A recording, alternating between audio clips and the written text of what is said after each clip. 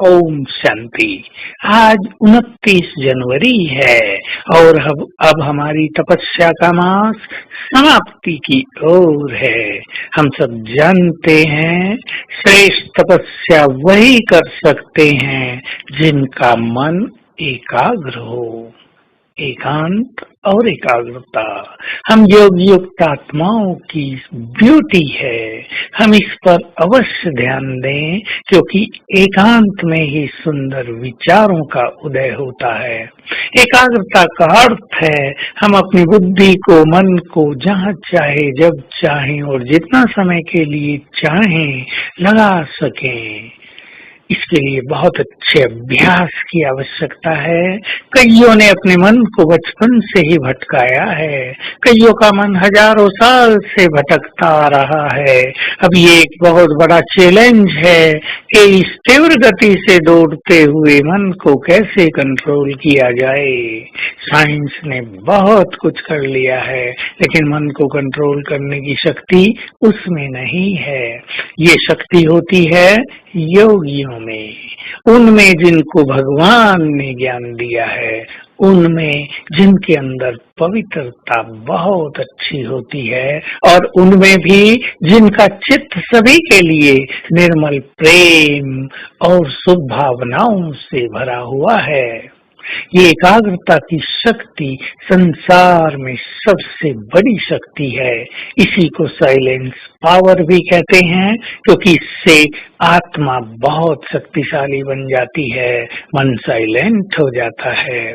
जिसके पास ये एकाग्रता की शक्ति होगी उन्हें संकल्पों की सिद्धि प्राप्त होगी। यदि वो चलती ट्रेन को भी कहेंगे स्टॉप हो जाओ तो वो स्टॉप हो जाएगी। यदि वो हवा तीव्र गति से चल रही हो और वो ऑर्डर करेंगे हे पवन शांत गति से बहो तो कुछ ही क्षणों में हवा की गति भी धीमी हो जाएगी। यदि बहुत गर्मी पड़ रही है और वो संकल्प करेंगे प्रकृति अब मौसम को जल्दी ही सुहावना कर दो तो कुछ ही समय में मौसम बदलता हुआ दिखाई देगा। ये एकाग्रता की बहुत बड़ी शक्ति है।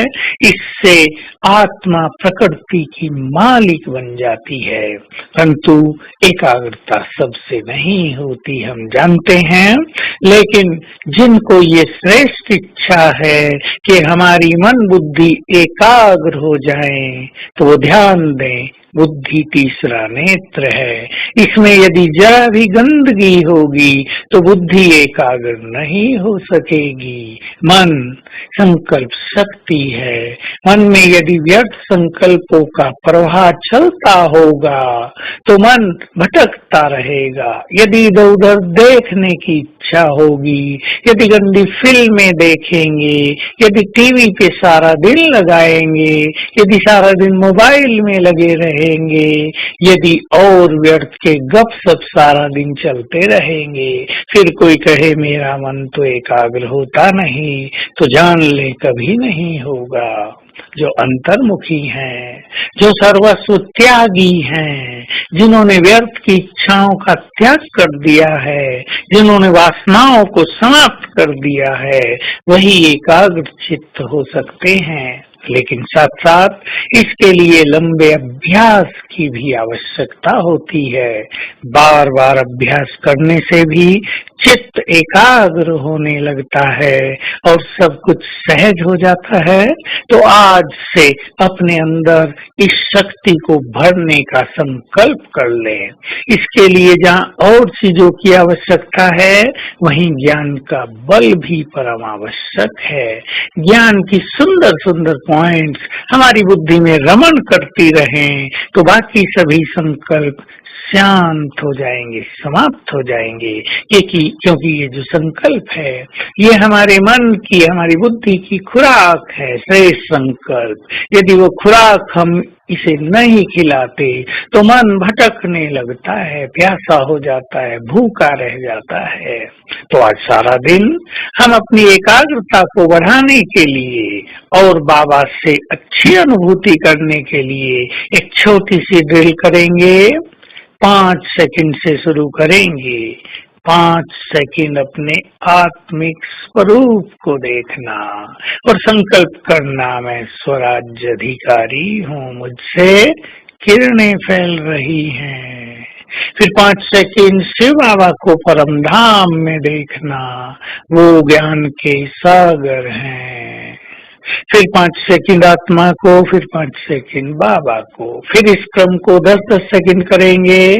10 सेकंड आत्मा को, एक एक संकल्प रखेंगे आत्मा के बारे में, और फिर 10 सेकंड बाबा को।